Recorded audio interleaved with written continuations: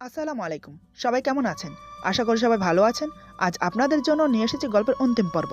আশা করি গল্পটা আপনাদের ভালো লাগবে। তাহলে চলুন শুরু করা যাক। এতক্ষণ পর্যন্ত সে আমাকে কয়টা ঘুষি মেরেছে তার কোনো হিসাব নেই।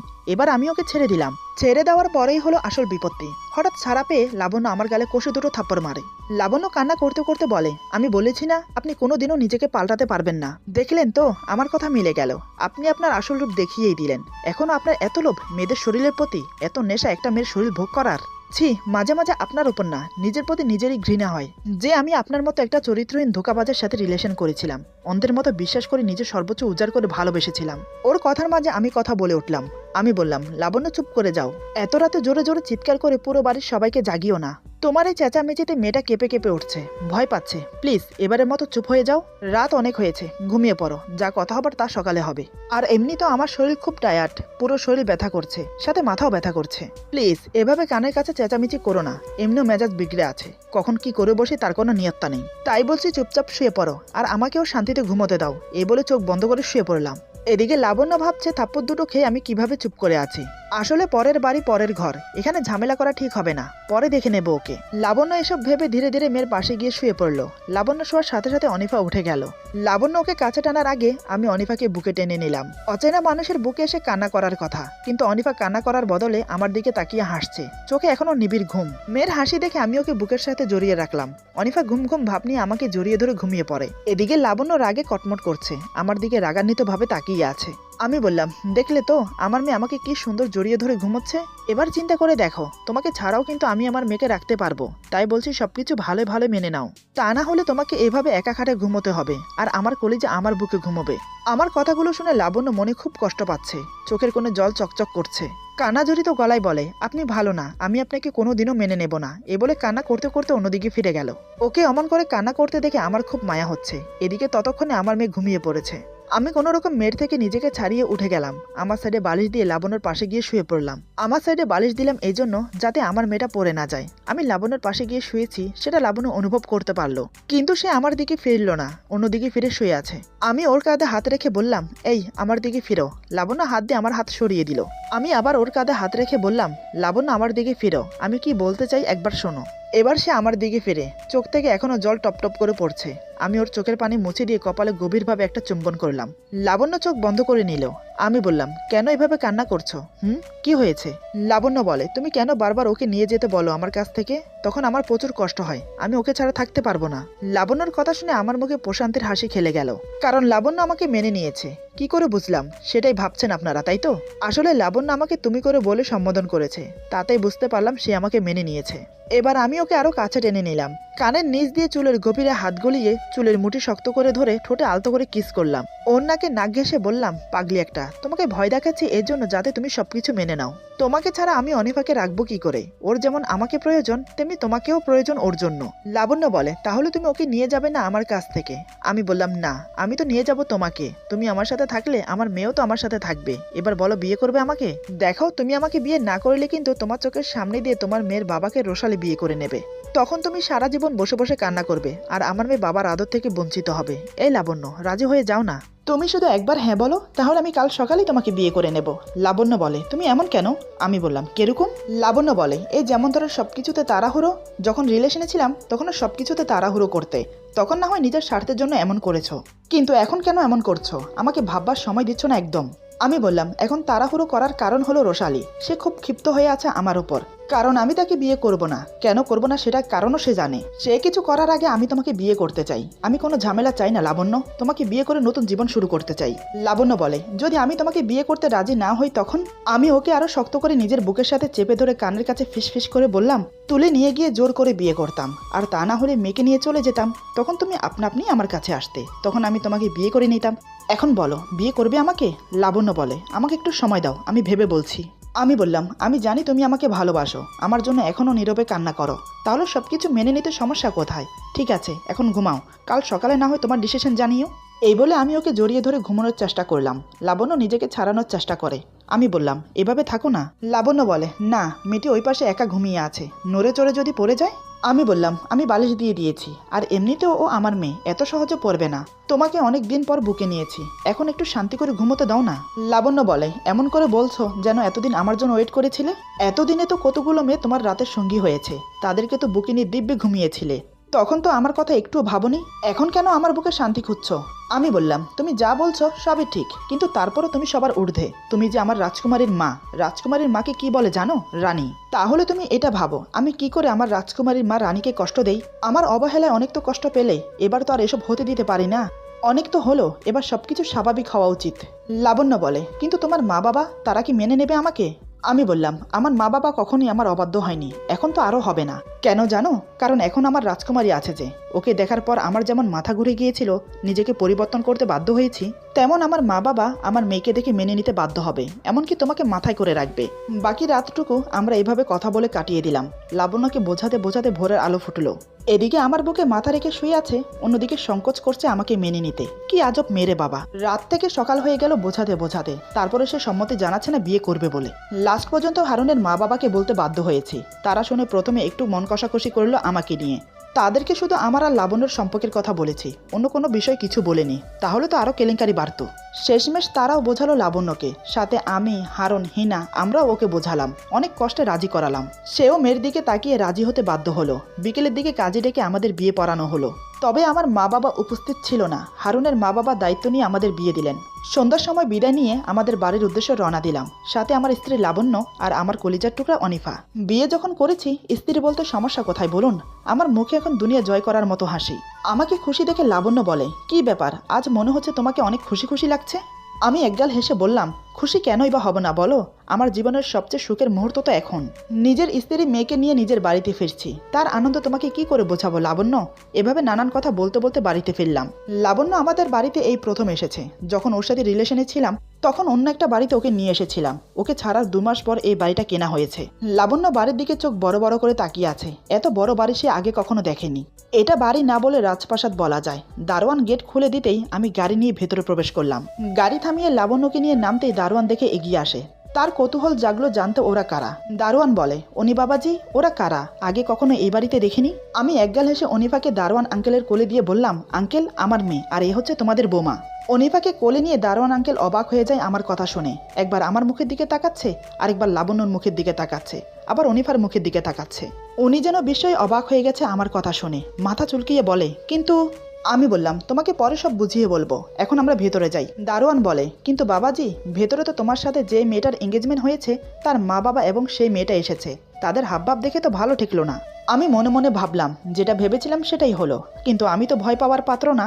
আমি দারোয়ানের কথার উত্তর না দিয়ে আমার মেয়েকে কোলে নিয়ে লাবণ্যর হাত ধরে ভেতরে গেলাম। এদিকে দারোয়ানের কথা শুনে লাবণ্য ভয় পাচ্ছে, এখন কি হবে সেটা ভেবে।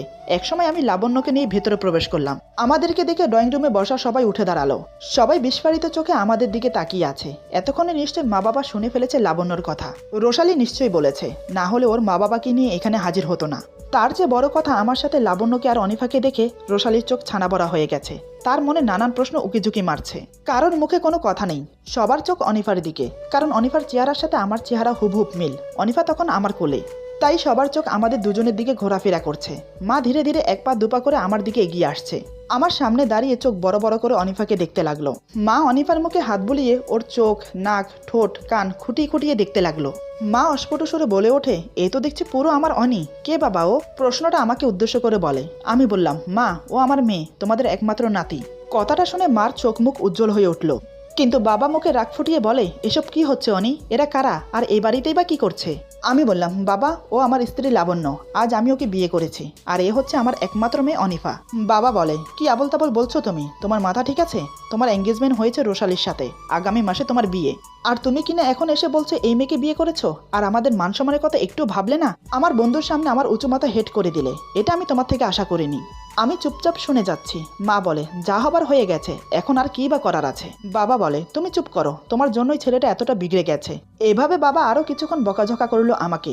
তারপর বন্ধুর কাছে হাত জোর করে ক্ষমা চাইলো। একসময় বাবার বন্ধু নিজের মেয়ে আর স্ত্রীকে নিয়ে চলে গেল। যাওয়ার সময় রোশালি আমার দিকে তাকিয়ে কান্না করতে করতে চলে গেল।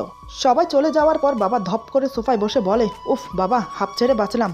মা, আমি, লাবণ্য তিনজনই অবাক হয়ে তাকিয়ে আছি বাবার দিকে। অনিফা তখনও মায়ের কোলে। বাবা মায়ের দিকে তাকিয়ে বলে, আরে তোমরা অমন করে তাকিয়ে কি দেখছো? জলদি আমার দিদিভাইকে দাও। আর যে পারছি না ধৈর্য ধরতে ওকে কোলে নিতে। হঠাৎ বাবার এমন পরিবর্তন দেখে আমরা তিনজন হাঁ করে তাকিয়ে থাকি। বাবা বলে, আরে কি হলো, তোমরা এভাবে তাকিয়ে আছো কেন? আরে আমি তো এতক্ষণ অভিনয় করছিলাম। তখন যদি ওকে বকাশকা না করতাম তাহলে তো ঝামেলা বাড়তো, তাই তো এমনটা করলাম। কই দাও দেখি, আমার দিদিমণিকে দাও। মা এবার একগাল এসে বাবার কোলে অনিফাকে দিল। অনিফাকে কোলে নিয়ে বাবা সেই কি খুশি, যেন তিনি আসমানের চাঁদ হাতে পেয়েছেন। আমি লাবণ্যকে ইশারা করে বললাম, তুমি দাঁড়িয়ে আছো কেন? যাও গিয়ে মা বাবাকে সালাম করো। লাবণ্য ধীর পায়ে গিয়ে মা বাবাকে সালাম করলো। মা বাবা দুজন লাবণ্যর মাথায় হাত বুলিয়ে বলে, বেঁচে থাকো মা, বেঁচে থাকো। তারপর মা লাবণ্যকে নিজের পাশে বসিয়ে নিল। মা বাবা যে এত সহজে মেনে নেবে সেটা ভাবতেই আমার অবাক লাগছে। আমি কিছু বলতে যাব তার আগেই মা বলে, তোকে কিছু বলতে হবে না। রোশালি আমাদেরকে সব বলেছে। যা করেছিস বাবা, খুব অন্যায় করেছিস। এমনটা করা তোর উচিত হয়নি। আমি মাথা নিচু করে আছি, চুপচাপ মায়ের কথা শুনে যাচ্ছি। লাবণ্য মায়ের পাশে বসে আছে চুপচাপ। একসময় মা বলে, অনেক হয়েছে, এবার যা, বৌমাকে রুমে নিয়ে যা। অনিফা আমাদের কাছে থাকুক। মনে মনে একটু খুশি হলাম লাবণ্যকে একান্তভাবে পাওয়ার আশায়। আমি লাবণ্যকে নিয়ে নিজের রুমে গেলাম। লাবণ্য আমার রুমে প্রবেশ করে ঘুরে ঘুরে দেখতে লাগলো। ঘরটা খুবই পরিপাটি করে সাজানো, তার সাথে অনেক বড় রুম, দামি দামি আসবাবপত্র দিয়ে সাজানো। এদিকে আমি ধীরে ধীরে ঘরের দরজা বন্ধ করে হঠাৎ পেছন থেকে লাবণ্যকে জড়িয়ে ধরলাম। আমি বললাম, কি ম্যাডাম, পছন্দ হয়েছে শ্বশুরবাড়ি আর আমার রুম? লাবণ্য বলে, সবচেয়ে বেশি পছন্দ হয়েছে তোমার মা বাবাকে। তারা সত্যি অনেক ভালো মানুষ। বাবা তো খুব মজার মানুষ। কিভাবে অভিনয় করে গেল আমি একটুও টের পাইনি। আমি বললাম, সেটার বলতে, আমিও তো টের পাইনি। তার থেকে বড় কথা হলো, আমি আমার বয়সে বাবাকে কখনো এতটা খুশি হতে দেখিনি যেটা আমি আজ ওনাকে দেখলাম। লাবণ্য বলে, সত্যি কি আমি এতটা ভাগ্যবতী যে আমি আমার পছন্দের মানুষের সাথে সারা জীবন কাটাবো, যাকে আমি আমার থেকেও বেশি ভালোবাসি? আমি ওর ঘাড়ে কিস করে বললাম, হ্যাঁ মহারানী, তুমি তোমার অনেকে পেয়ে গেছো, এবার কি তুমি খুশি না? লাবণ্য বলে, কিন্তু তারপরও ভয় হয় জানো, যদি তুমি আবার অন্য মেয়েদের আসক্ত হয়ে পড়ো তখন আমার কি হবে? আমি বললাম, এই ফালতু কথা বলবে না। আগে যা ছিলাম, কিন্তু এখন আমার স্ত্রী আছে, মেয়ে আছে। এখন আমাকে এসব করা সাজে না, তাই এসব চিন্তা মাথায়ও আনবে না। লাবণ্য বলে, তাই যেন হয়। এদিকে আমি কথা বলতে বলতে লাবণ্যর ঘাড়ে কিস করছি আর দু হাতে শক্ত করে জড়িয়ে ধরেছি। একদম আমার শরীরের সাথে মিশিয়ে নিয়েছি। শাড়ির ফাঁক দিয়ে হাত গলিয়ে নাবিতে হাত বোলাচ্ছি। ধীরে ধীরে লাবণ্যর নিঃশ্বাস ঘন হচ্ছে। একসময় ঘাড় ছেড়ে দিয়ে ওকে আমার দিকে ফিরিয়ে ঠোঁটে ঠোঁট ডুবিয়ে দিলাম। লাবণ্য চোখ বন্ধ করে আমাকে জড়িয়ে ধরে। ভালোবাসার ছোঁয়া এঁকে দিতে লাগলাম এক এক করে। উত্তেজনায় লাবণ্য থরথর করে কাঁপছে। আমি ওকে কোলে করে নিয়ে বিছানায় শুয়ে দিলাম। লাবণ্য বাধা দেয়। লাবণ্য বলে, এখন না, যে কোনো সময় মা বাবা ডাকতে পারে, পরে না হয় যা করার করবে। কে শুনে কার কথা? তখন তো আমি আমার মাঝেই নেই। আমি বললাম, একদম না, আমার এখন চাই, মতলব এখন, একদম বাধা দেবে না। লাবণ্য বলে, আরে বুঝতে পারছো না কেন? অনিফা মা বাবার কাছে, যে কোনো সময় ওকে নিয়ে আসতে পারে। তখন যদি আমাদেরকে এই অবস্থায় দেখে ফেলে তখন? আমি বললাম, তুমি কি আমাকে পাগল ভাবো? আমি তো রুমে প্রবেশ করেই দরজা লাগিয়ে দিয়েছি। কেউ এখন আমাদের ডিস্টার্ব করবে না। এ বলে আমি ওকে আদর করতে লাগলাম। এভাবেই বেশ কিছুদিন কেটে গেল। মা বাবাকে লাবণ্যর ব্যাপারে সব খুলে বললাম। সব কথা শোনার পর মা বাবা আমাকেই দোষারোপ করলো। এটাই স্বাভাবিক, অন্যায় যখন করেছি কথা তো শুনতেই হবে। মা বাবা খুব সহজেই লাবণ্যকে মেনে নিল। এত সহজ হতো না বটে, সব সম্ভব হয়েছে আমার মেয়ের জন্য। সেই যে অবিকল দেখতে আমার মতো, অস্বীকার করার কোনো প্রশ্নই আসে না। তার উপর আমার মেয়েটা হয়েছে আমার মতো কিউট মিষ্টি দেখতে। এর বেশ কিছুদিন কাটানোর পর আমাদের বিয়েটা আবার ধুমধামের সাথে হলো। সবকিছু ঠিক আগের মতো হয়ে গেল। লাবণ্যর মা বাবাও লাবণ্যকে নিতে এসেছিল, কিন্তু লাবণ্য যেতে চায়নি। তারপর আমরা সবাই মিলে বোঝালাম। এক পর্যায়ে মেনে নিতে বাধ্য হলো। এখন আমরা সুখে শান্তিতে বসবাস করছি। এভাবেই পূর্ণতা পেল আমার ভালোবাসা। এই গল্প এখানেই সমাপ্ত হলো। এসব রোমান্টিক গল্প লিখতে গেলে আমার বাস্তব জীবনের অনেক অভিজ্ঞতা মনে পড়ে। তবে আমার সাথে হয়নি, অনেকের সাথে হয়েছে, নিজের চোখে দেখেছি। আচ্ছা, ভালোবাসা বলতে কি বোঝেন আপনারা? আমি তো ভালোবাসা বলতে বিজনেস বুঝি। ভালোবাসা তো ভালোবাসা না, ভালোবাসা নিয়ে বিজনেস হচ্ছে আজকাল, যেটা আমার ধারণা সেটাই বলবো আজ আপনাদেরকে। আমার কথাগুলো কতটা সঠিক কমেন্টে জানাবেন প্লিজ। আমি মেয়ে হয়ে কিন্তু একটা মেয়ের দোষ দিতে পারি না, কিন্তু যেটা সত্যি সেটা বলতেও পিছুপা হই না। আজকাল সমাজে এই জিনিসটা রানিংয়ে চলছে, ভালোবাসার বিজনেস। ছেলেরা মেয়েদেরকে ভালোবাসে তাদেরকে ইউজ করার জন্য, আর মেয়েরা ছেলেদেরকে ভালোবাসে তাদের পকেট মানির জন্য। আজকাল আর আগের মতো ভালোবাসা নেই। আগে একটা চকলেট দিয়েও কিন্তু ভালোবাসা হতো, আর এখনকার যুগে একটা ডায়মন্ড রিং দিলেও ভালোবাসা টেকে না। কি অদ্ভুত! আগে একটা ছেলে মেয়ে প্রেম করলে লুকিয়ে লুকিয়ে রাতের অন্ধকারে নির্জন জায়গায় গিয়ে দেখা করতো। তবে কথা বলতো দূরত্ব বজায় রেখে। চারিপাশ অন্ধকার থাকলে ছোট টর্চ লাইট মেরে ভালোবাসার মানুষের মুখ দেখে পরিশান্তির তৃপ্তি পেত।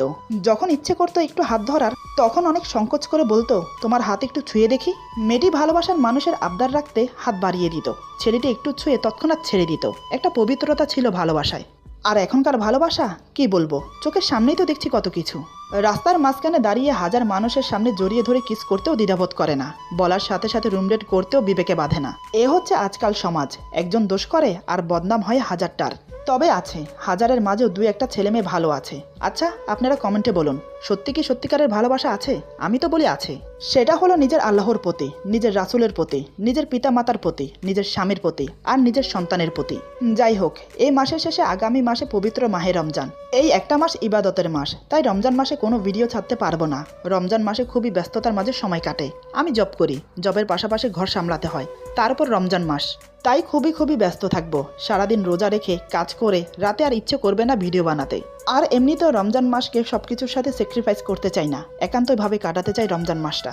রমজান মাসটা গ্যাপ থাকবে। সবাইকে জানাই মাহে রমজানের অগ্রিম শুভেচ্ছা। আর হ্যাঁ, আরেকটা কথা, অনেক তো শুনলেন রোমান্টিক আর ইমোশনাল গল্প, এবার না হয় হয়ে যাক একটা হাসির গল্প। কি বলেন সবাই? কমেন্টে জানাবেন। এরপরে আসছে হাসির গল্প, আশা করি সেই গল্পটাও আপনাদের ভালো লাগবে। আজকের গল্প এখানে সমাপ্ত। সবাই ভালো থাকবেন, সুস্থ থাকবেন। আল্লাহ হাফেজ।